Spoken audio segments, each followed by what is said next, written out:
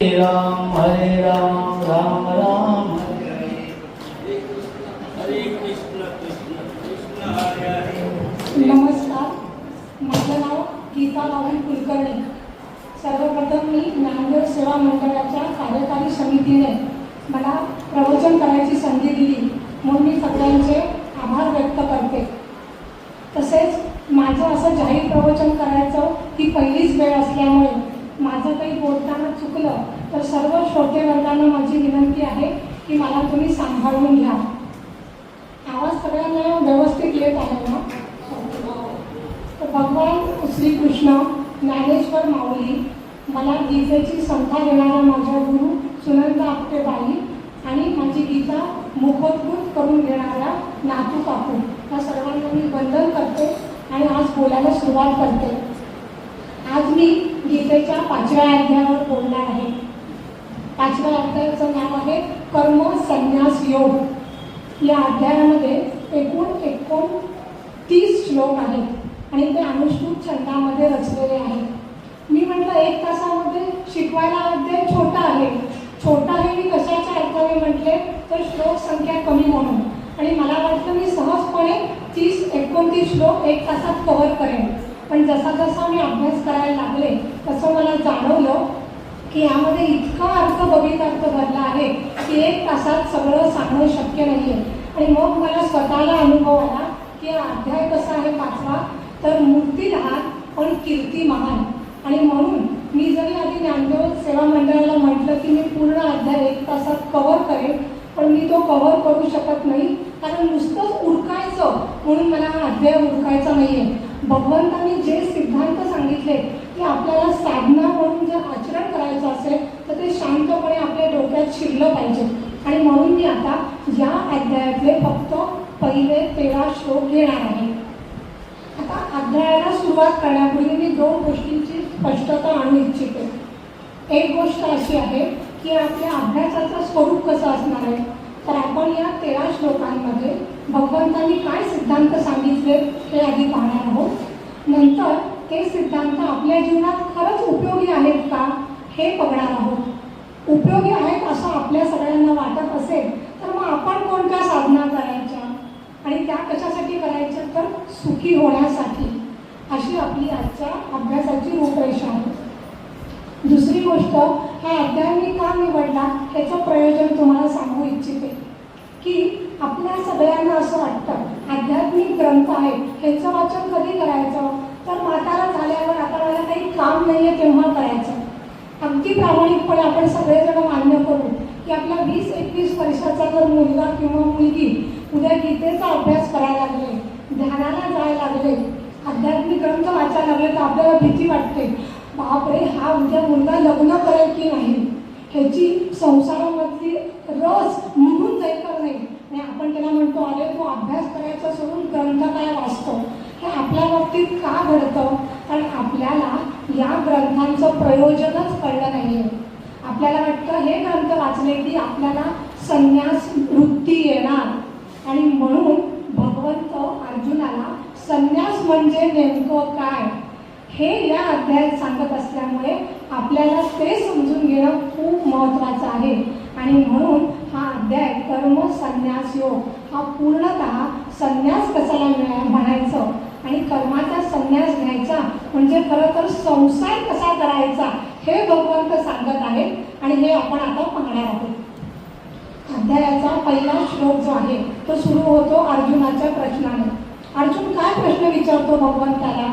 अर्जुन म्हणतो की अरे कृष्णा, मी कर्माचं आचरण करू की कर्माचा संन्यास घेऊ, तुम्हाला एक काहीतरी जे श्रेयस्कर आहे ते सांग। आता या प्रश्नाबद्दल चर्चा करण्यासारखं काहीच नाही आहे, पण गीतेचा अभ्यास करताना मला लक्षात आलं की प्रश्नसुद्धा आपल्याला कितीतरी गोष्टी शिकवतात। काय शिकतो आपण यातून, तर इथे अर्जुन भगवंताला म्हणतो मला श्रेयस्कर काय आहे ते सांग। म्हणजे अर्जुनाची आपल्याला महानता कळते। काय असतं श्रेयस्कर, तर आपल्याकडे 2 कन्सेप्ट आहेत, प्रेयस आणि श्रेयस। आपण सगळे काय मागतो, आपल्याला कळलं की एखाद्या ज्ञानी व्यक्तीचं आज इथे ठाण्यामध्ये वास्तव्य आहे, आपण त्या ज्ञानी व्यक्तीला भेटायला जातो आणि काय प्रश्न विचारतो, आपण म्हणतो अहो माझ्या मुलीचं लग्न जमेल का, जरा पत्रिका बघा, अहो माझ्या मुलाला नोकरी लागेल का, कधी लागेल हे जरा तुम्ही भविष्य सांगा. म्हणजे आपण फक्त प्रेयस मागण्या करतो आणि अर्जुन श्रेयस करतो. प्रेयस म्हणजे काय, तर मला आवडतं ते, जे मला छान वाटतं ते, जे अट्रॅक्टिव्ह असतं, जे मला इमिजिएट फळ देतं, तृप्ती देतं, ते आहे प्रेयस. आणि श्रेयस कशाला म्हणतात, तर श्रेयस म्हणजे जे मिनिंगफुल आहे, जे तुम्हाला तात्पुरतं सुख देत नाही, फोल सुख देत नाही, शाश्वत रिझल्ट देतो. तो भले कालांतराने मिळेल पण ते शाश्वत असतं, ते श्रेयस. हे आपल्याला अर्जुनाचा प्रश्न सांगतो. मग आपल्या सगळ्यांसाठी यासाठी साधना काय, तर आपण काय साधना करायची श्लोक नंबर 1 मधून, तर आपण सगळेजण रोज देवाला प्रार्थना करत असतो. काय प्रार्थना करतो की बाबा, एक उदाहरण घेऊया आपण म्हणतो देवा मला ना पैशाची गरज आहे आणि मला ते इमिजिएटली हवे, तू काहीतरी मार्ग काढ आणि मला पैसे उपलब्ध होतील अशी कृपा कर. ही झाली आपल्या सगळ्यांची रोजची प्रेयस मागणी. आता हीच मागणी मी करणार आहे. आपण भगवंताला नाही तर सर्वसामान्य लोक कुणाकडे मागणी करणार, पण ही कशी करायची आपण, तर भगवंताला आपण म्हणायचं की अरे भगवंता, मला आता पैशाची गरज आहे, ते उपलब्ध व्हावे जेणे माझं भलं होईल असं मला वाटतंय, पण तुला कळतं माझं हित कशात आहे, त्यामुळे जे मला हितकर आहे असं तू दे. म्हणजे आपण फक्त प्रार्थनेचं स्वरूप जरी बदललं तर आपण देवाला श्रेयस गोष्ट मागू, ही पहिली साधना आपण शिकतो. मग आता अर्जुनाच्या प्रश्नाला भगवंत उत्तर देतात दुसऱ्या श्लोकामध्ये. भगवंत काय म्हणतात, अरे अर्जुना, खरं तर कर्माचं आचरण करणं आणि कर्माचा संन्यास घेणं दोन्ही इक्वली श्रेष्ठ आहे. तू त्यातल्या दोघांना एक विचारतोय, पण असं एक सांगताच येणार नाहीये, पण तू विचारत आहे तर तू कर्माचं आचरण कर, संन्यास घेऊ नको. आता या दुसऱ्या श्लोकामधून आपल्याला काय शिकायला मिळतं, तर भगवंतांनी काय केलं, अर्जुनाचा प्रश्न रेक्टिफाय केला. तो चुकीचा होता. संन्यास चांगला की कर्म आचरण चांगलं, हा प्रश्न चुकीचा काय आहे, तर अर्जुनासह आपल्या सगळ्यांनाच संन्यास म्हणजे काय कळलं नाही म्हणून आपण गोंधळून चुकीचा प्रश्न विचारतो. यातून आपल्याला काय शिकायचं आहे की आपल्याला सुद्धा रोज अनेक जण आपण सर्व पालक आहोत, आपली नातवंड किंवा मुलं आपल्याला रोज प्रश्न विचारत असतात.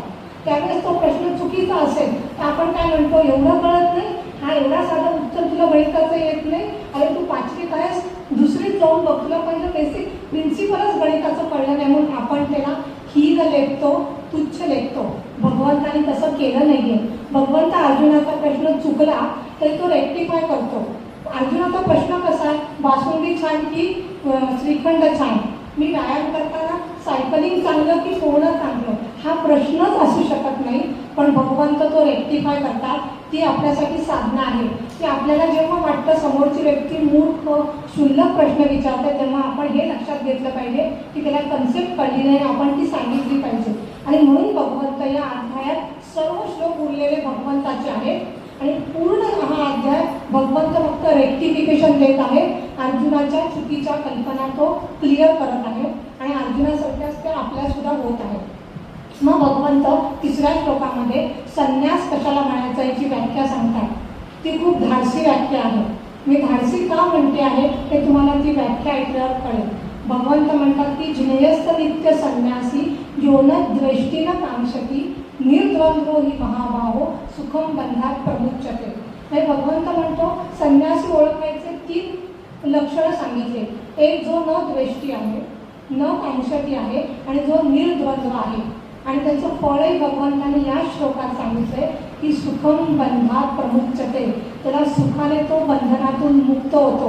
आपल्याला सगळ्यांना गुलामगिरी नको असते, स्वातंत्र्य असतं. ते स्वातंत्र्य तुम्हाला संन्यासात मिळणार आहे, म्हणून संन्यास सुद्धा श्रेयस्कर आहे असं भगवंत सांगतात. मग आपल्याला ही 3 लक्षणं समजून घेणं या आपल्यासाठी साधना आहे.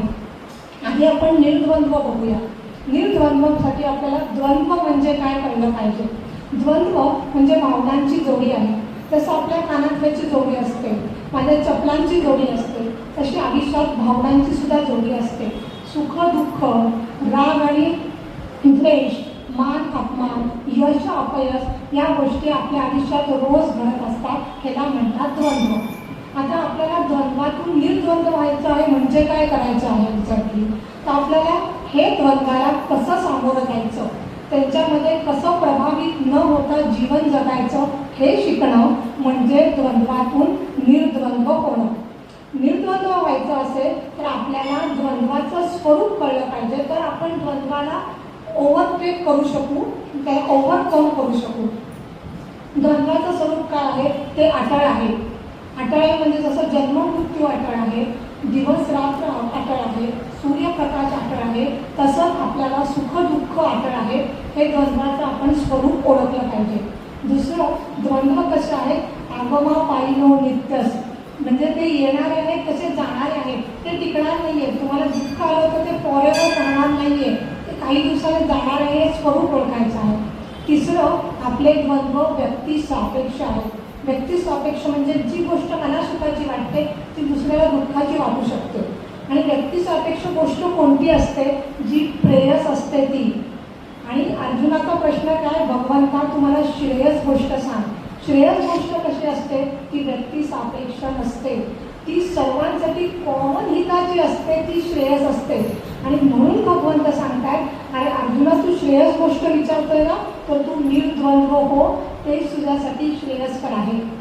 म्हणजे काय करायचं आहे, तर आपल्याला हे जे द्वंद्वाचं स्वरूप कळलं, यानंतर आपण आपल्या मनाची बैठक तयार करायची आहे की मला क्रिकेट खेळताना प्रत्येकच बॅटिंग नाही मिळणार आहे, मला बॉलिंग काही करावी लागणार आहे. माझ्या जीवनामध्ये नेहमी चांदण्याचीच रात्र नसणार आहे, कधीतरी अमावस्यासुद्धा येणार आहे.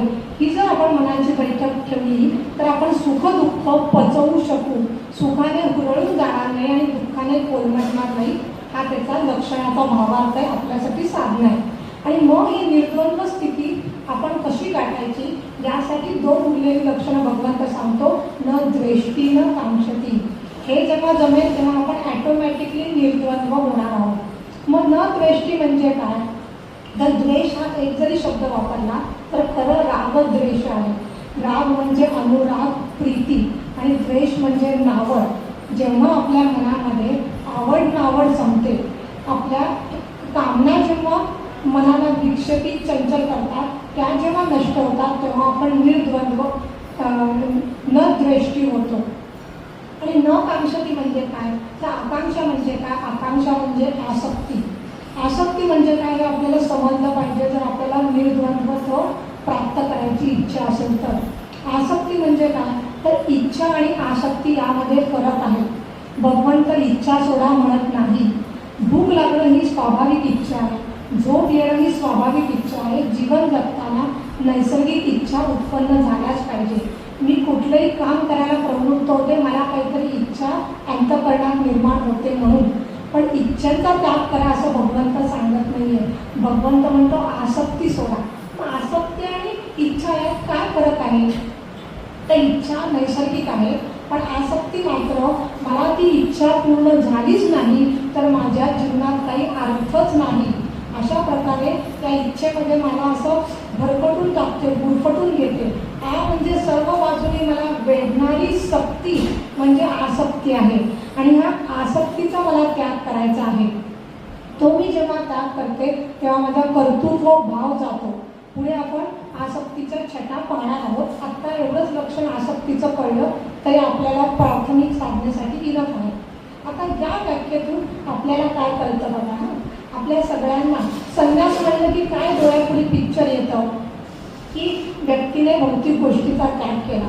त्याने पैसा अडका सोडला, घरदार सोडलं, संसार सोडला, भव्य वस्त्र धारण केले, हातामध्ये कमंडलू घेतला, रुद्राक्षाच्या माळा घेतल्या, कपाळाला भस्म पाजलं आणि तो हिमालयात निघून जाऊन ध्यानाला बसला. म्हणजे आपल्याला वाटतं त्याने संन्यास घेतला. तर भगवंतांनी संन्यासाची व्याख्या सांगितली, त्यात या बाह्य गोष्टीचा कुठेतरी उल्लेख आहे का. म्हणजेच आपण काय शिकलो यातून, की संन्यास हा बाह्य गोष्टीवर अवलंबून नाही.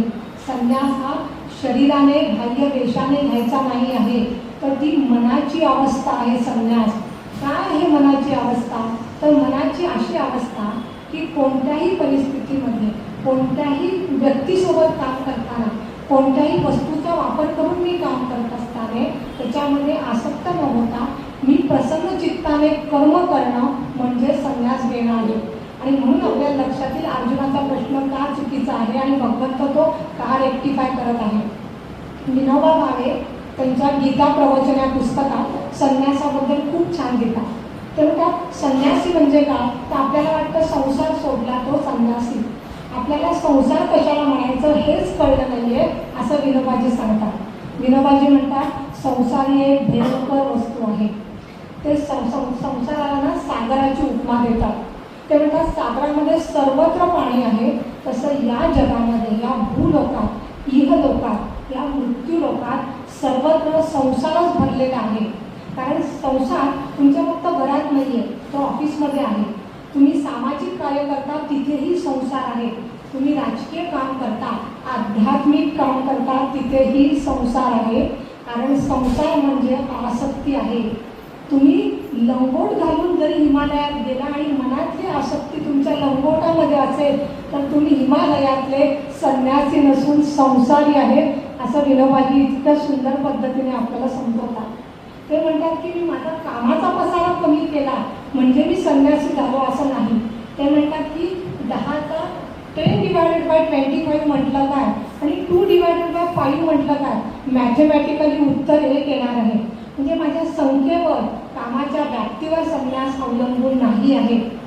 माझा पसारा किती आहे ह्याला महत्त्व नसून मी छोटंसंच काम करताना जर आसक्ती त्यासोबत असेल तर मी संसारी आहे, असं ते खूप छान पद्धतीने सांगतात. म्हणून ते म्हणतात की तुरुंगामध्ये राहणाऱ्या कैद्याला तुरुंगातून बाहेर पडल्यावर परत चोरी करायची आसक्ती होते. त्यामुळे तुम्ही हिमालयात जर गेला आणि तुमच्यामध्ये वैराग्य वृत्ती नसेल तर तो तुरुंगच आहे तुमच्यासाठी. आणि अर्जुनासह आपल्या सामान्य लोकांची अजून विरक्ती गेलेली नाही, अजून आपल्याला वैराग्य भाव प्राप्त झाला नाही आणि म्हणून आपण कर्मयोगाचंच आचरण करणं आपल्यासाठी श्रेयस्कर आहे.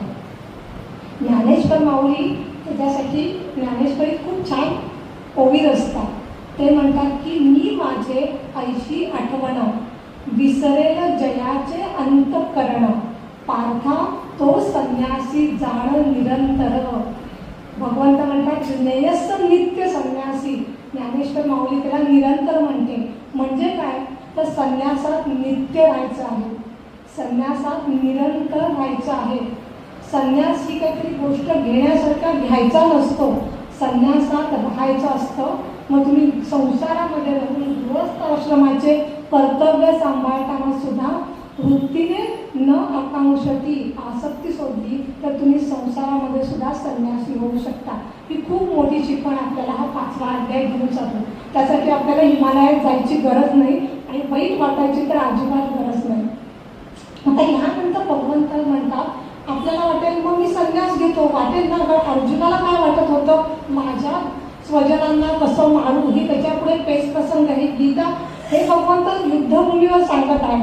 अर्जुन म्हणे कृष्णा थांब थांब थांब, संन्यास आणि कर्म जर सारखंच आहे तर मी संन्यास घेतो, दोघांचं पण एकच आहे, मला युद्ध करायचं नाही, स्टॉप, असं तो म्हणेल. म्हणून भगवंत आपल्या मनातलं ओळखून पुढे 6व्या श्लोकात सांगतात की अरे संन्यास दुःखद आहे अर्जुना, तुझ्यासाठी सोपा कर्मयोग आहे, म्हणून तुझ्या मनातले हे विचार सोड. आता आपल्याला समजून घ्यायचंय की संन्यास का दुःखद आहे आणि कर्मयोग का सोपा आहे. त्यासाठी संन्यास तुम्ही, जसं मी 10वीचा अभ्यास इमिजिएटली नाही करू शकत, 1ली, 2री, 3री करत मला 10वीची परीक्षा द्यावी लागते, तसं संन्यासाला सुद्धा मला काही आधी पात्रता धारण कराव्या लागतात. कोणत्या पात्रता, आधी माझी पहिली पायरी आहे, माझं जे रोजचं कर्म आहे ते कर्मयोगामध्ये मला पाळताना लागेल. ही पहिली माझी पायरी आहे. ती क्षमता मी धारण केल्यानंतर माझ्या कर्मयोगाद्वारे माझं अंतःकरण शुद्ध होणार आहे, ही 2री पायरी. आणि अंतःकरण जेव्हा माझं शुद्ध होईल तेव्हा मला जिज्ञासा निर्माण होणार आहे की भगवंताचं स्वरूप म्हणजे खरं तर मी कोण आहे हे जाणण्याची जिज्ञासा निर्माण होणार आहे. आणि तो अभ्यास केल्यानंतर मला विरक्ती मिळणार आहे. ती विरक्ती मिळाल्यानंतर मी संन्यास घेतो. हे जोपर्यंत येत नाही तोपर्यंत संन्यास दुःखद आहे. अजून कोणत्या गोष्टीसाठी दुःखद आहे, माझ्याकडे वैराग्य वृत्ती नाही आहे. आपल्या घरामध्ये बरेच वेळा आपले खटके उडतात. खटके उडताना की अनेक वेळा पुरुष मंडळी चिडतात, चप्पल घालतात आणि घरातून निघून जातात. आता मी काही घरी येणार नाही, 1 तास ते घरी येत नाही, तेव्हा त्यांना वैराग्य आलं असतं. अशा वैराग्यामध्ये जर मी निर्णय घेतला की मी संन्यास घेणार आणि मी हिमालयात गेले तर मला सांगा, आपल्याला या 3 पायऱ्यांची वृत्ती अभ्यास होऊन क्षमता न आल्यामुळे आपल्याला तिथं भिक्षा मागून खाताना हवं ते अन्न मिळालं मिळालं नाही तर आपण भिक्षेतलं अन्न खाऊ शकू का? गुहेमध्ये मी राहिले तर मला इथे मी उकळतं, मुंबईत पण AC लावते, युरोपमध्ये थंडी वाजते म्हणून आपण हीटर वापरतो, गुहेमध्ये मी टेम्परेचर कंट्रोल करू शकणार आहे का? आणि हिमालयात संन्यास घेऊन गेल्यावर मला कोणीही बोलायला नसणार आहे. आपल्याला एक दिवस छान वाटेल, दुसऱ्या तिसऱ्या दिवशी ते अकेला पण मुझे चुभता है असं आपण हिंदीत म्हणतो, तसं ती निर्वाण शांतता आपल्याला खायला उठेल, आपल्याला वेळ लागेल. आणि हा अनुभव आपण कोरोनामध्ये घेतला आहे की अनेक लोकांना कोणी बोलायला नाही म्हणून डिप्रेशन आलं, आणि म्हणून या पात्रता धारण न करता आपण संन्यास घेतला तर तो दुःखद आहे. अजून काही गोष्टी बघू, संन्यास का दुःखद आहे आणि कर्मयोग का सोपा आहे. कर्मयोगात मला काही सोडायचं नाही आहे, मला संसाराचा त्याग करायचा नाही म्हणून तो सोपा आहे. मला कोणती खूप अवघड साधना करायची नाही म्हणून कर्मयोग सोपा आहे. कर्मयोग माझ्या संसारी सर्वसामान्य लोकांच्या स्वभावाला मिळता जुळता आहे म्हणून कर्मयोग सोपा आहे. कर्मयोगामध्ये माझ्या हातून काही चुका झाल्या ना तर ते सुधारायला वाव आहे म्हणून कर्मयोग सोपा आहे. कर्मयोगातल्या चुका या फार घातक नसतात. मी जमिनीवरून चालताना मला दगड लागला आणि पडले तर मला छोटी जखम होईल, पण मी डोंगरावरून पडले तर माझा कपाळ मोक्ष होईल. संन्यासामधली चूक ही कपाळ मोक्षासारखी आहे, पण कर्मयोगातली चूक परिणाम घातककारक नसून तुम्ही सुधारू शकता म्हणून कर्मयोग हा सोपा आहे. हे सगळं सांगितल्यानंतर आपल्याला उत्सुकता सगळ्यांना निर्माण होते, मग कर्मयोग म्हणजे काय, त्याचं मी आचरण करायचं तर मी काय करायचं. आणि म्हणून भगवंत 7व्या श्लोकामध्ये सांगतात कर्मयोग कशाला म्हणायचं. ते म्हणतात योगयुक्तो विशुद्धात्मा. योगयुक्त म्हणजे काय तर कर्मच करायचं आहे, कर्म टाळा असं भगवंत सांगत नाही. पण कसं करायचं तर कर्मामध्ये मी लिप्त न होता, त्या कर्मामध्ये मी न अडकता ते कर्म करायची युक्ती ज्याला सापडली तो योगयुक्त आणि तो कर्मयोगी. ती कला, ते टेक्निक भगवंत आपल्याला या अध्यात्मामध्ये शिकवतात. आणि म्हणून खरं तर अध्यात्म हे तुम्हाला संन्यास घेण्यासाठी नाही आहे. हे आध्यात्मिक ग्रंथ ज्ञानेश्वरी, तुकारामांची गाथा, भगवद्गीता हे आपल्या सगळ्यांना आपलं जीवनच समरसून जगून कसं यशस्वी व्हायचं ह्याची कला शिकवत आहे. आणि म्हणून ह्याचा अभ्यास आपण केला पाहिजे. हे म्हातारपणी वाचून संन्यास घेण्यासाठी नाही आहे, हे पुन्हा पुन्हा आपल्याला अभ्यासातून कळते. मग मी काय करायचं आहे, मी माझं रोजचंच कर्म करायचं आहे. माझं कुठलंही कर्म मी त्याग करायचा नाही आहे. फक्त त्या कर्मामागची मला भावना बदलायची आहे, माझा दृष्टिकोन बदलायचा आहे. काय भावना ठेवायची, मी कर्म करताना म्हणायचं माझ्याकडून हे भगवंत करून घेत आहे, हे भगवंताची पूजा म्हणून मी जर कर्म केलं. आणि कर्म केल्यानंतर आपण जेव्हा पूजा करतो तेव्हा आपल्याला काय मिळतो, प्रसाद.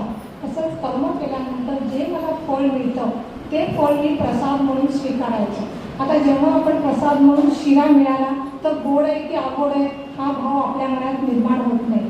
खिचडी मिळाली तर ती तिखट आहे का आणि आहे हा भाव प्रसाद म्हणून खिचडी मिळाल्यावर येत नाही. तसंच कर्म केल्यानंतर जे फळ मिळेल ते चांगलं की वाईट हे आपल्या मनात भाव येत नाही. म्हणून मग ते प्रसाद म्हणून स्वीकारल्यावर ते फळ आपल्याला पचवता येतं. हे साधी कर्मयोगाप्रमाणे कसं करायचं ह्याची कला आहे. ह्याने काय होतं, विशुद्ध आत्मा, तुमचं अंतःकरण शुद्ध होतं. तुम्ही कर्मयोगाचं आचरण केल्यावर अंतःकरण शुद्ध होतं हे आपल्याला कन्सेप्ट समजली पाहिजे. नाहीतर आपण कर्मयोगाप्रमाणे करायला प्रवृत्त होणार नाही.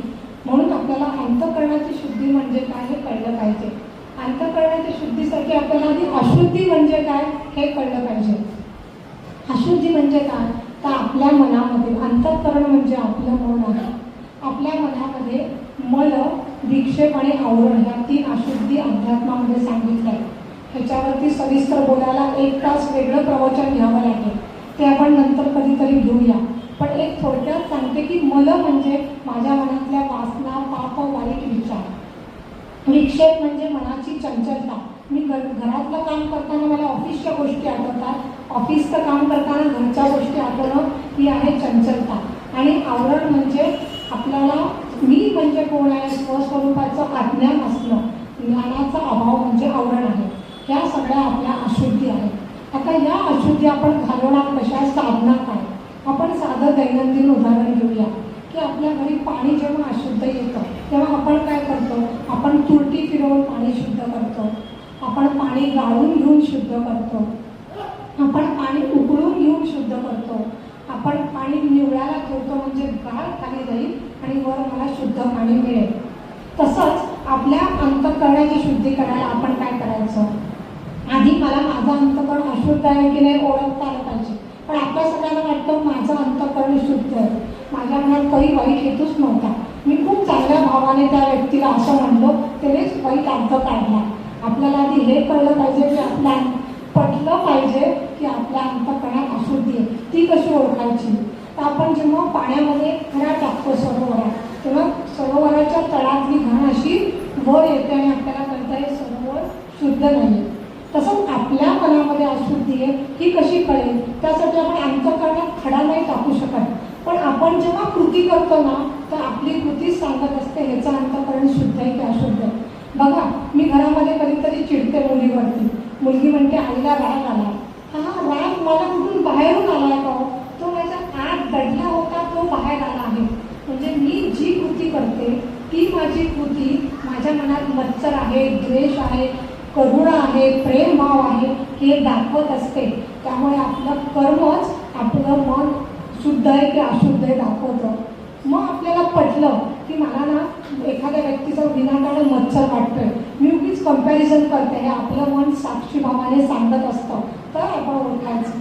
आपण विनाकारण चिडतो तर आपण ओळखायचं आपल्यामध्ये अजून अशुद्धी आहे.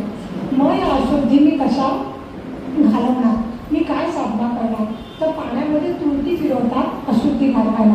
इथे काय आहे तुरटी बनवून, तर संत संग, आपण सज्जन लोकांच्या सहवासामध्ये राहायचं. संत संग देई सदा, ह्याची दानं देगा देवा हे का म्हणतो, तर त्या संत संघाच्या सहवासात आल्यावर काही काळापुरतं तरी माझं मन शुद्ध होतं. तुरटी आहे संत संग. दुसरं पाणी गाळून घ्यायचं. आपण इथे संयमाची गाणी लावायची. याच अध्यायात पुढे खरं तर 23व्या श्लोकात संयमाच्या गाणीचं उदाहरण आहे, पण आज आपण 1 तासात ते कव्हर करू शकणार नाही. पण एवढं लक्षात ठेवून आपण मन इंद्रियांवर संयम आणला तर आपल्या अशुद्धी, राग आला तर ते क्रोध, आपण क्रोधी न बनणं हे आहे संयम. ही संयमाची गाणी लावायची. उकळून घेणं, उकळायचं म्हणजे काय, तुम्ही तपसाधना करणं म्हणजे माझ्या अशुद्धीला उकळणं आहे. आणि पुढे आहे निवडू देणं. निवडू देणं म्हणजे प्रार्थना, उपासना, थोड्या वेळ ध्यान धरणं, हे आहे आपण निवडू देणं. या साधना आपण आपल्या आयुष्यात जर स्वीकारल्या तर हळूहळू आपले अंतःकरण शुद्ध होईल. आणि अंतःकरण शुद्धी कशी होते, तर जेव्हा माझी आसक्ती न कांक्षती भगवंत म्हणतो, हे संन्यासाचं लक्षण मला कर्मयोगासाठी सुद्धा आवश्यक आहे. म्हणून दोन्हीही इक्वल आहेत की माझ्या मनातली जेव्हा आकांक्षा जाते तेव्हा माझ्या मन विक्षेपित होणं थांबतं, आवड कमी होईल, तेव्हा त्याची चंचलता जाते आणि मला मन शुद्ध करायला मदत होते. हे आहे कर्मयोगाचं आचरण आणि त्याद्वारे होणारी शुद्धी. भगवंत अर्जुनाला गीताने सांगत आहे, आपल्या सर्वसामान्यांना सांगत आहे. म्हणून भगवंत लगेच श्लोक नंबर 8, 9, 10, 11 मध्ये साधना सांगत आहे की तुला कर्मयोग म्हणजे काय कळलं, आता तू कसं करणार तुझं दैनंदिन कर्म. तर 8 आणि 9 मध्ये भगवंत म्हणतात की कर्म करण्यापूर्वी तू मनाची कशी भावना बदल, दृष्टिकोन कसा बदल. ते म्हणतात पश्चन शृण्वन पश्चन जिग्रन नश्नन वच्चन स्वपन स्वचन प्रलपन विसृजन गृह्णन मृग्मिशन निमिशन नव्हे. भगवंतांना इथे एकूण 13 प्रकारच्या क्रिया सांगत आहे आपल्याला, ज्या आपल्या दैनंदिन जीवनातल्या क्रियांचा उल्लेख आहे. बघा, कर्मयोगासाठी खूप मोठी साधना करावी लागत नाहीये. मला काहीतरी पैसे खर्च करून मोठी वस्तू आणून तिची पूजा नाही करावी लागत आहे. भगवंत म्हणतो तुझ्या रोजच्या दैनंदिन क्रियाच तू कर. त्या 13 क्रिया मी ईच अँड एव्हरी डे करते. त्यातली एकही क्रिया मी दिवसाआड 8 दिवसामधनं एकदा करते असं नाही आहे. कोणत्या क्रिया आहेत त्या, झोपणं, पाहणं, ऐकणं, बोलणं, अन्न पचवणं, डोळ्याची उघडझाप करणं, देणं घेणं, ह्या सगळ्या क्रिया सांगितल्या. गंमत अशी आहे की या 13 क्रियांमधला आपण जर नीट अभ्यास केला तर आपल्याला असं लक्षात येईल, काही क्रिया ज्या आहेत की मी श्वास घेते, मी अन्न पचवते, मी डोळ्याची उघडझाप करते. या क्रिया करताना आपल्या कुणालाही मी करता हा भाव असतो का, अजिबात नाही. मी खाल्ल्यानंतर म्हणते का आज मी अन्न पचवलं, मी श्वास घेतला असं आपल्याला वाटत नाही. अशा काही क्रिया 13 मधल्या आहेत. आणि काही क्रिया कशा आहेत, मी बघितलं म्हणून तुम्हाला हे कळलं, मग मी ऐकलं म्हणून आपण सावध झालो. इथे मला कर्तृत्व भाव असतो. या दोन्ही क्रिया भगवंत एका लाईनमध्ये एका श्लोकात सांगतात. दोघांना एका रांगेत भगवंत उभं करत आहे. का उभं करत आहे तर भगवंत ही साधना सांगतो आहे की तुम्ही ज्या क्रियामध्ये कर्तृत्व भाव ठेवत नाही, तसंच उरलेल्या क्रियांचा सुद्धा कर्तृत्व भाव सोडा. ही तुम्हाला साधना जमावी म्हणून भगवंत सांगतोय की तू पाहतो असं म्हणतो ते तुझं कर्तृत्व नाहीये. आता एक पश्चिम आणि ही एकच क्रिया आपण थोडक्यात बघूया की मी म्हणते की मी एक छान गीतेचं पुस्तक बघून मैत्रिणीला दिलं आणि म्हणून तिला गीतेची ओढी लागली. आता मला सांगा, मला डोळेच नसते तर मी पाहू शकले असते का? त्या पुस्तकाच्या दुकानात जर उजेडच नसता तर मी पाहू शकले असते का? मी रस्त्याने जाताना माझ्या मनात दुसरे विचार असते तर ते पुस्तक पाहून मला रजिस्टर डोक्यामध्ये मैत्रिणीला घ्यावं ही कन्सेप्ट रजिस्टर झाली असते का? म्हणजे माझं पाहणं हे माझ्या हातात किती आहे आणि भगवंताने दिलेल्या गोष्टीमुळे किती आहे हे आपल्याला कळतं. आणि म्हणून मग या सगळ्या क्रिया भगवंत करवतो ही भूमिका मी कर्म करण्यापूर्वी मनाला बजावायची आणि मग जे काम माझं दैनंदिन आहे ते करायचं. मग आपण काय करायचं, अभ्यास काय करणार तर मी कर्मणी प्रयोगाचा वापर करणार. मी म्हणते मी गीतेचा अभ्यास करते. मी त्याऐवजी काय म्हणायचं, भगवंत माझ्याकडून गीतेचा अभ्यास करून घेतो. मी अभ्यास करते यामध्ये मी करता कर्तृत्वाचा अभिमान असतो, पण भगवंत भगवद्गीतेचा अभ्यास करून घेतो म्हणल्यावर महत्त्व भगवंताला आणि गीतेच्या पुस्तकाला येतं. पण गंमत अशी आहे, अजून एक गोष्ट अभ्यासाच्या वेळेस आपण लक्षात घेतली पाहिजे. मी म्हणते की भगवंत करून घेतो. आता मी चोऱ्या करत असेल आणि त्या चोरी करणाऱ्या व्यक्तीने व्याख्यान ऐकलं तर म्हणाले भगवंत चोरी कर म्हणतोय म्हणून मी चोरी करतो. ह्या अर्थ आहे का? म्हणजेच काय की आपण जे कर्म करतो ते आपल्या वासना करून घेत असतात, भगवंत नाही. तर मी कसं ओळखायचं की मी जे कर्म करत आहे ते भगवंत करून घेत आहे माझ्याकडनं की वासना? आणि अर्जुनाने सुद्धा 3ऱ्या अध्यायात भगवंताला हाच प्रश्न विचारला होता की आपल्याकडनं ही पापी कृत्य कोण करून घेतं? तर भगवंत म्हणतात काम येश क्रोध येश रजोगुण समुद्भवा. आणि अर्जुना तुझ्यातच काम क्रोधाच्या वासना तुझ्याकडनं पाप कृत्य करून घेतात. हे 3ऱ्या अध्यायातच भगवंताने सांगितले. आता 5व्या अध्यायात भगवंत म्हणतात मी करत असताना तू कसं ओळखणार? आपल्याला खूप सोपी युक्ती आहे त्यासाठी बरं का. आपण कोणतंही काम झाल्यानंतर आपल्याला जर निखळ आनंद मिळाला ना तर ते भगवंताने काम करून घेतलं आहे. पण मी कोणतंही काम केल्यानंतर मला हुरहुर लागली, बेचैन वाटलं, मला ते काम 4 लोकांपुढे सांगायला लाज वाटत असेल तर ते काम माझ्या पापासनाने केलं आहे. आपण एक उदाहरण करूया.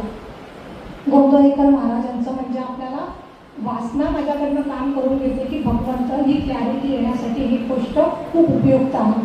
गोंदवलेकर महाराजांकडे एक शिष्य गेला, त्यांचा साधक गेला.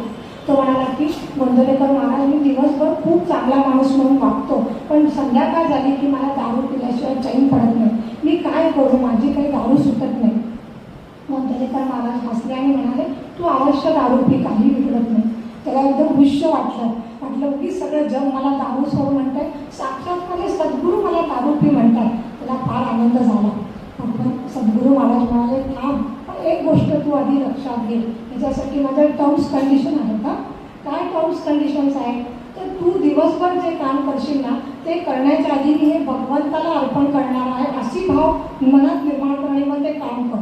तो पूज झाला, तो घरी गेला, दुसऱ्या दिवशी उठला, दिवसभराचं प्रत्येक कर्म मी भगवंताला अर्पण करतो म्हणत ते दिवसभराचं कर्म केलं. संध्याकाळी बियर बारमध्ये तो आनंदाने गेला, बियर पायला बसला टेबल खुर्चीवर. आता त्याला सद्गुरू गोंदवलेकर महाराजांचे शब्द आठवले. ते म्हणतात की जे खाशील पिशील ते भगवंताला अर्पण कर, जे कर्म करशील ते भगवंताला अर्पण कर म्हटल्यावरती त्याला आता मी ही दारू मनाने भगवंताला कशी अर्पण करू हे जमेना. त्याला ती भगवंताला अर्पणच करता येईल आणि तो त्या दिवशी दारू पिऊ शकला नाही. म्हणजेच त्याला हे जाणवलं की माझी वासना माझ्याकडून हे काम करून घेत आहे, मी भगवंताला दारू देऊ शकत नाही. त्यामुळे तुमचंच मन तुम्हाला काम करण्यापूर्वी भगवंताला अर्पण कर्मणी प्रयोगाद्वारे करण्यापूर्वी सावध करणार आहे की गोंदवलेकर महाराजांची गोष्ट फक्त आपण अभ्यास म्हणून लक्षात ठेवायचा प्रयत्न करू. पुढे कर्म केल्यानंतर 10व्या श्लोकात भगवंत म्हणतात की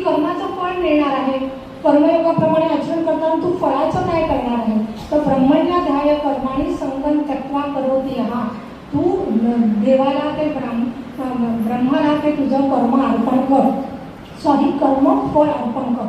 आता कर्माचं फळ भगवंताला कसं अर्पण करणार?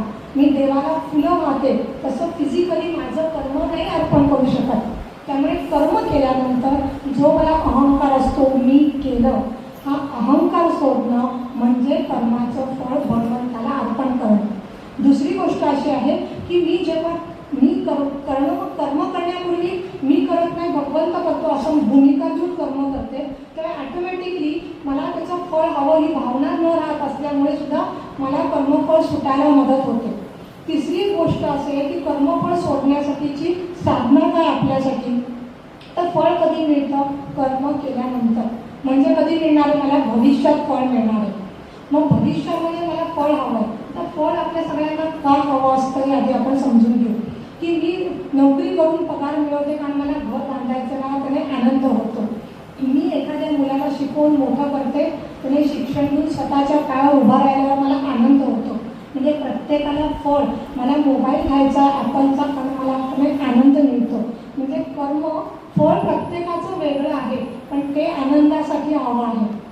मग भगवंत म्हणतात की तू कर्म करताना कर्मामध्ये जर आनंद घेतला तर तू वर्तमानामध्येच आनंद मिळाला, तर भविष्यामध्ये त्या फळातून मला आनंद मिळावा ही तुला प्रयोजनच तुझं नाहीसं होणार आहे. ते ॲटोमॅटिक ते तुझं वर्तमानातच पूर्ण होणार आहे. आणि त्यानंतर पण एक लक्षात घ्या, फळ मिळणार आहे, तुम्हाला फळ मिळणार नाही असं नाही. भगवंत हे सांगतो की फळावरचा अधिकार सोडा. तुम्ही चांगलं काम केलं तर त्याचं चांगलं फळ नक्की मिळणार आहे, पण तो बोनस म्हणून मिळणार आहे. मूळ फळ तुम्हाला कर्मात मिळणार आहे.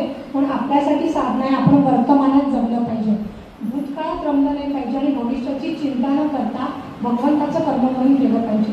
आणि मग 11व्या श्लोकामध्ये भगवंत सांगत आहेत आपल्याला की तू कर्म करण्यापूर्वी काय कर, कर्मानंतर काय कर, कर्म करताना काय कर, तर कायेन मनसा बुद्ध्या केवलय इंद्रियैरपि. तू केवळ माझं शरीर, मन, बुद्धी आणि इंद्रिय कर्म करत आहे ही भावना ठेवून जर कर्म केलं तर तुला काय म्हणणार आहे? आत्मशुद्धी मिळणार आहे. आत्मशुद्धी म्हणजे काय आपण हे बघितलंय, हे तुला साध्य होणार आहे. अजून मी जास्त बोलत नाही आहे कशा प्रकारे कायेन मनसा वाचा, कारण मला पुढचे 2 श्लोक सांगून आपल्याला 8 वाजता हे संपवायचं आहे. पुढे भगवंतांनी या साधना सांगितल्यानंतर 12व्या श्लोकात त्याचं फळ सांगितलं, तुला ॲडिशनल बोनस म्हणून मिळणार आहे. भगवंत म्हणतात तुला शांती मापनोती नैष्टिकी, तुला आपनोती म्हणजे प्राप्त होईल, शांती प्राप्त होईल. कशी? नैष्टिकी म्हणजे शाश्वत, फॉरेवर टिकणारी शांती मिळेल. आपण आता फक्त शांती म्हणजे काय हे समजून घ्यायचं आहे, ती आपल्यासाठी साधना आहे. आपल्याला काय म्हणतं, बाहेर डीजेचा आवाज आहे, गणपतीची मिरवणूक आहे, नवरात्राचं भजन चाललं आहे, आपण गोंगाटमध्ये डिस्टर्ब होतो. या बाह्य वातावरणातल्या मोठ्या आवाजाला आपण म्हणतो अशांती. आणि त्याच्या एक्झॅक्टली विरुद्ध म्हणजे जेव्हा बाहेर पिनड्रॉप सायलेन्स असतो तेव्हा आपण म्हणतो शांती. म्हणजे अशांतीच्या विरुद्ध शांती ही आपण बाह्य गोष्टीवरच्या आवाजानुसार निर्माण केलेल्या व्याख्या आहेत. भगवंत म्हणतात प्रशांती तुम्ही मिळवा. प्रशांती ही शांती आणि अशांतीपेक्षा वेगळी आहे, म्हणून भगवंत प्रशांती शब्द भगवद्गीतेत वापरतात. म्हणजे काय की तुला बाहेरच्या परिस्थितीवरती तुझी शांती अवलंबून नसून बाहेर काही असताना तुझं अंतःकरण शांत पाहिजे.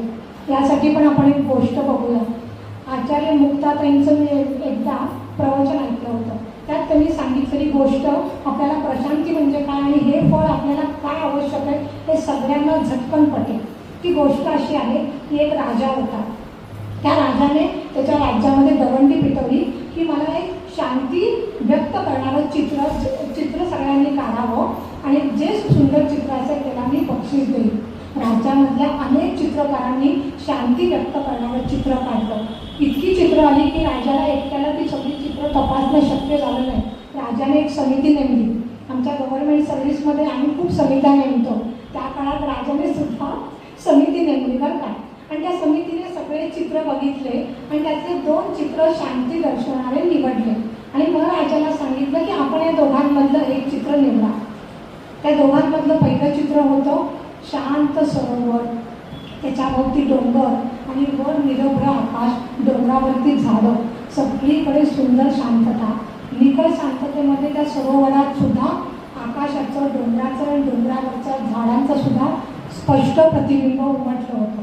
आणि दुसरं चित्र राजाने बघितलं. दुसरं कसं होतं, एकदम तुफान वादळ आलं आहे, सोसाट्याचा वारा आहे, सगळं हलतं आहे, झाडं पानं सगळे पक्षी सैलबैल झाले आहेत, सगळे घाबरून उडून चालले आहेत. धो धो धो धो धबधबा वाहत आहे, त्याचं पाण्याचे तुषार वादळाने भयंकर रुद्र रूप पाण्याने धारण केलं आहे. राजाला कळलं यात काय शांती आहे. पण तो म्हणला समितीने निवडलेलं चित्र आहे तर आपण पुन्हा निरखून बघू. राजाने ते चित्र पुन्हा बघितलं. राजाला ना त्या धबधब वाहणाऱ्या झऱ्याच्या दगडावरती एक झाड दिसतं आणि त्या झाडावर ना एक पक्षी बसला होता. त्याच्या घरट्यावरच्या 2 अंड्यावर पंख बसवून. आणि त्याची या सगळ्या डिस्टर्ब करणाऱ्या तुफानी वादळामध्ये माझं अंड सुरक्षित राहिलं पाहिजे म्हणून त्या निश्चयाने तो शांत, त्याची शरीराची पोझिशन तो किती शांत आहे, त्याचे डोळे सांगत होते तो किती शांत आहे आणि त्याला त्या वातावरणाचा काही परिणाम होत नव्हता. राजाना बहुतेक वेदांताचा अभ्यास करणारा असावा. त्याने ते दुसरं चित्र निवडलं आणि त्याला बक्षीस दिलं. बक्षीस देताना राजाने स्पष्टीकरण पण दिलं. राजा म्हणतो बाह्य परिस्थिती हे माझ्या अंतःकरणातलं सुखदुःख नाही करू शकत. बघा आपला मुलगा 10वी 12वी आणि बाहेर डीजे असेल तरी माझ्या मुलाला अभ्यास करावाच लागणार आहे. मी बाहेरची परिस्थिती बदलू शकते का? तर आपण म्हणतो की मला ना ध्यान धरायला आवडतं, पण घरात मी सकाळी 5ला उठले आणि ध्यानाला बसले की माझा नवरा TV लावतो, मग माझं ध्यानात लक्ष लागत नाही. घरात हे चालूच राहणार आहे. अर्जुन पण म्हणतो की संन्यास घेऊन गुहेत शांतता आहे म्हणून, पण तुम्हाला शांतता जर मनात नसेल तर अर्जुन संन्यास घेऊन गुहेत गेला असता तरी त्याला तिथं हरिण दिसल्यावर शिकार करावीशी वाटली असती. तिथं गेल्यावर त्याला वाटलं असतं द्रौपदीची भर सभेत विटंबना करणाऱ्या दुर्योधनाला की का मारलं नाही, ह्या भावनेने त्याला छळलं असतं. त्याला अंतःकरणातून शांती गुहेमध्ये बाह्य परिस्थितीमध्ये शांती असून मिळाली नसती. कुठे सांगितली बरं गीता? हे भगवंत अर्जुनाला शांती मिळवायचं महत्त्व युद्धभूमीवर सांगत आहे. युद्धभूमीवर कशी शांती असेल, त्यामुळे आपल्याला बाह्य परिस्थितीमध्ये शांती नसतानाही अंतःकरण शांत ठेवायची कला कधी आत्मसात करता येते तर मी माझं कर्मयोगाद्वारे करून जेव्हा माझं अंतःकरण शुद्ध होतं तेव्हा ती शांती मिळते. आणि अशा प्रकारे जेव्हा मला शांती मिळते तेव्हा माझी विवेक बुद्धी जागृत होते आणि ती मला जे समोर कर्म आहे ते कशा पद्धतीने करावं हे माझी बुद्धी मला उत्कृष्ट मार्गदर्शन करते. आणि म्हणून अर्जुना तू आधी मनामध्ये शांती प्रस्थापित कर, मग तुला जी बेचैनी आली की मी माझ्या स्वजनांनी कथम हत्या ह्याच्यावर तुझी बुद्धी तुला निर्णय देईल. भगवंताने शेवटपर्यंत अर्जुनाला युद्ध कर की नाही सांगितलं नाही, तू निर्णय घे, शेवटी भगवंताने सांगितलं आहे. ह्याच्यामध्ये अजून एक गोष्ट कळत आहे की भगवंत किती उत्कृष्ट टीचर आहे, की तो किती सुंदर पद्धतीने मांडणी करत आहे. एवढ्या 29 श्लोकामध्ये संन्यास म्हणजे काय, तो का दुःखद आहे, कर्मयोग म्हणजे काय, त्याचं फळ काय आहे आणि तुम्ही कसा शांतीमुळे तुमची बुद्धी तुम्हाला निर्णय घ्यायला मदत करते हे किती छान पद्धतीने मांडतात. ते पण आपल्याला कमी न लेखता. आणि सर्वात शेवटी आपण एक 2 मिनिटामध्ये हे पाहूया की ही शांती मिळाल्यानंतर आपल्या सगळ्यांना अजून एक गोष्ट आली असते. नुसती शांती नाही, आपल्याला सुख हवं असतं. आपण आयुष्यभर सुखासाठी धडपड करत असतो आणि भगवंत ते सुख कसं प्राप्त होईल शांतीसोबत हे 13व्या श्लोकात सांगतो की म्हणतात सर्व कर्माणि मनसा संन्यस्त असते सुखम वशी नवद्वारे पुरे देही नैव कुर्वन्न कारयन्. खूप सुंदर श्लोक आहे. आपल्याला इतक्या गोष्टी शिकवतो पण मी त्या पटपट सांगते, लक्ष देऊन ऐका, कारण वेळेचं भान पण आपण पाहिलं पाहिजे. यामध्ये म्हणले वशीला सुख मिळतं. वशी म्हणजे कोणतं? जो इंद्रिय मन बुद्धीवर नियंत्रण प्रस्थापित करतो तो वशी. आपल्याला वाटतं नियंत्रण करणं म्हणजे मी माझ्या भावना उगीच सप्रेस करणं. भगवंत कुठेही नैसर्गिक भावना सप्रेस करायला सांगत नाही. नियंत्रणाची व्याख्या काय माहिती का? नियंत्रण म्हणजे असं स्वातंत्र्य. किती विरोधाभास आहे ना. नियंत्रणाच्या व्याख्येची सुरुवात स्वातंत्र्याने होते. नियंत्रण म्हणजे असं स्वातंत्र्य आहे की जे मला माझ्या मनबुद्धीला पाहिजे तेव्हा पाहिजे त्या विषयात पाहिजे तितका वेळ होल्ड करून ठेवू शकतं. ते स्वातंत्र्य म्हणजे नियंत्रण. आपल्याला वाटतं की मनाचं ऐकणं म्हणजे स्वातंत्र्य आहे. मन म्हणलं आईस्क्रीम खा, मी आईस्क्रीम खाल्लं म्हणजे स्वातंत्र्य आहे. मन म्हणलं ऑफिसचं काम सोडून पिक्चरला जाणं म्हणजे स्वातंत्र्य आहे. पण ती तर मनाची गुलामगिरी आहे. माझं मन माझ्या ताब्यात राहणं म्हणजे स्वातंत्र्य आहे. म्हणून नियंत्रण ठेवतो तो वशी. तो कशा प्रकारे नियंत्रण ठेवतो? सर्व कर्म आणि मनसा संन्यस्त असते. म्हणजे मी कर्म करायचंय, मनाने संन्यास घ्यायचा. इथे परत संन्यासाची व्याख्या आली आहे. संन्यास म्हणजे काय? तर संन्यास या शब्दाची अशी एक फोड आहे, सम्यक अधिक न्यास. सम्यक म्हणजे योग्य ठिकाणी आणि न्यास म्हणजे ठेवणे. आपण बघा म्हणतो शिलान्यासाने मंत्र्यांनी पुलाचं उद्घाटन केलं. शिलान्यास म्हणजे काय? तर पूल बांधण्यापूर्वी मी पुलाचा दगड योग्य ठिकाणी ठेवते, जेणेकरून तो पूल असा भक्कम तयार होईल की तो कोलमडणार नाही. शिलान्यास म्हणजे दगड योग्य ठिकाणी ठेवणे. तसं भगवंत म्हणतात कर्म करायचंय, त्याचा नाही त्याग करायचा. भगवंताला आळशी माणूस आवडत नाही. कर्माचा संन्यास घ्या भगवंत सांगत नाही. ते म्हणतात तुम्ही कर्म योग्य ठिकाणी ठेवणं म्हणजे संन्यास आहे. किती सुंदर पद्धतीने भगवंत आपल्याला कळकळीने माऊली या रूपाने सांगत आहे. मग कर्म योग्य ठिकाणी ठेवायचं म्हणजे काय? तर आपण मनाने कर्मामध्ये न अडकणं, म्हणजे मनाने कर्माचा संन्यास घेऊन कर्म करणं. मी ज्या व्यक्तीबरोबर काम करते त्या व्यक्तीमध्ये न गुंतणं. मी जे किचनचं साहित्य वापरते, मी जो मोबाईल वापरते, मी जे कार वापरते त्या वस्तूंमध्ये न गुंतणं. ज्या परिस्थितीमध्ये मला काम करावं लागतं त्या परिस्थितीमध्ये न गुंतता मी कर्म करणं म्हणजे मनाने मी कर्माचा संन्यास घेतला. आणि हे कुणाला जमू शकतं? वशी व्यक्तीला, कारण त्याने सगळ्यांवर नियंत्रण मिळवलं आहे. आणि मग त्याला सुख मिळतं. कसं मिळतं ते दुसऱ्या ओळीत सांगितलं, कारण आपल्या सगळ्यांना सुख हवं आहे. तर नवद्वारे पुढे देही, त्या देहीला तो नवद्वाराच्या पुरामध्ये राहतो. आता नवद्वाराचं पूर म्हणजे काय आणि देही म्हणजे काय हे आपल्याला समजून घ्यायचं. देही म्हणजे जो देहात राहतो तो देही. आपण सगळेजण देहामध्ये राहतो. याचा अर्थ आपण सगळेजण देही आहोत का? तर नाही. देही म्हणजे कोण आहे? तर आपण जरी देहात राहत असलो तरी आपण स्वतःला काय म्हणतो? मी म्हणजे हे शरीर. आणि देही काय म्हणतो? मी म्हणजे हे शरीर नाही आहे. ह्या शरीर रूपी घरामध्ये भगवंताने मला प्रारब्धाची सुटकेस घेऊन पाठवलं आहे. हे प्रारब्ध मी या शरीरामध्ये भोगणार आहे आणि नंतर मी हे कर्म अशा प्रकारे करेल की पुढच्या जन्मात मला छान घर मिळेल.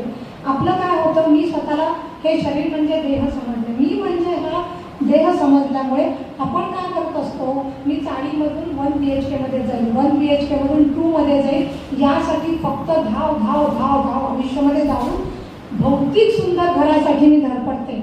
आणि देही काय म्हणतो?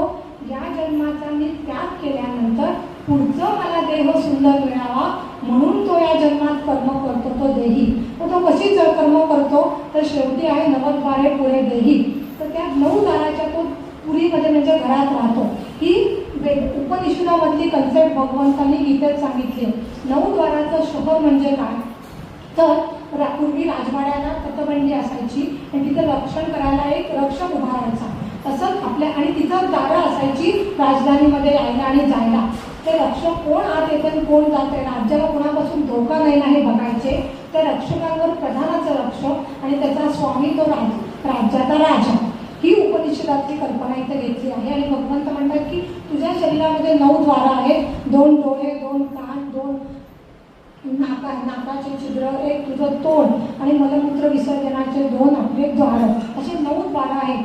या द्वारामधून तू काय आत घ्यायचं आणि काय बाहेर सोडायचं आहे ह्याच्यावर जेव्हा नियंत्रण मिळवशील. म्हणून तर रक्षक कोण आहे? तर माझं मन. आणि तत्वबंदी कोणती आहे? माझी स्किन ही तत्वबंदी आहे. आणि ह्याचा प्रधान कोण आहे? तर माझी बुद्धी आहे. आणि स्वामी आहे तो देही. मग मी रोज माझ्या जीवनामध्ये वशी बनवून या येणाऱ्या जाणाऱ्या गोष्टीवर जर नियंत्रण मिळवलं तर मी याच देहामध्ये सुख मिळवेल. आता हे लक्षात घ्या, भगवंत म्हणतो याची देहामध्ये तुला सुख मिळणार आहे. आपल्याला वाटतं मृत्यूनंतर स्वर्ग मिळाल्यावर सुख मिळेल आणि आपण सगळे स्वतःला भौतिक बुद्धिवादी समजतो. मृत्यूनंतर पुनर्जन्मावर आपला विश्वास बसत नाही. तो म्हणतो मेल्यानंतर मला सुख मिळणार असेल तर मी कशाला अध्यात्माच्या साधना करायच्या. भगवंत पण म्हणत नाही मेल्यावर सुख देणार. भगवंत म्हणतो तू याच देहामध्ये असताना तू सुख मिळवशील जर तू वशी प्रकारे काम केलं तर. ही गोष्ट आपल्याला इथे खूप सुंदर मार्गदर्शन करते. आज आपण इथेच थांबूया. मतितार्थ एवढाच आहे की आधी प्रपंच करावा नेटका, मग साधावा परमार्थ विवेकी आणि मग नेटका होता होता फिका होत जात असेल, आपला संसार हळूहळू कर्मयोगाप्रमाणे केल्यावर त्यातली आसक्ती जाऊन आपल्याला हळूहळू विरक्ती होते, त्यावेळेस तुम्ही आवश्यक असेल तर संन्यास घ्या. हा एवढा आपण यातून शिकलेलो आहे. आज आपण इथेच थांबू. सर्वांनी हे मनोभावे ऐकल्याबद्दल मी सगळ्यांचे आभारी आहे. विठ्ठल विठ्ठल विठ्ठल विठ्ठल विठ्ठल पुंडरी